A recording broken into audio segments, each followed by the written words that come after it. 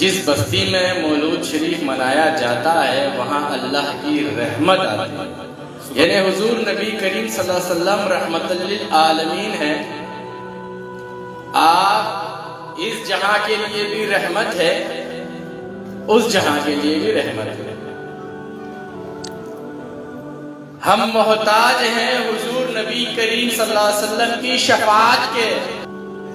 ہمارا وسیلہ حضور نبی کریم صلی اللہ علیہ وسلم کی ذات ہے. ہماری غلامی حضور نبی کریم صلی اللہ علیہ وسلم کی ذات اقدس سے ہے.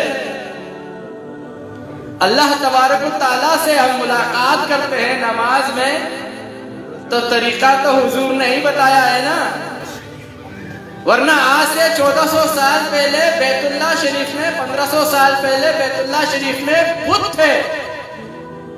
اللہ کا گھر بت پرست تھا. حضور نبی کریم صلی اللہ علیہ وسلم تشریف لائے، آپ نے اس بت خانے کو اللہ کا گھر بنا کر بیت اللہ بنایا، حرمت کی جگہ بنائی. آج ہم حج اور عمرے کے لیے جاتے ہیں تو طواف کرتے ہیں، لبیک اللہم لبیک لبیک لا شریک لک لبیک. کوئی شریک نہیں ہے. حضور نے پہچان کروائی اللہ رب العزت کی زمین پر. حضور نے پہچان کروائی قرآن مجید کی جو لوح محفوظ میں تھا. حضور کی ذات اقدس کی وجہ سے اس کائنات میں قرآن مجید آئی.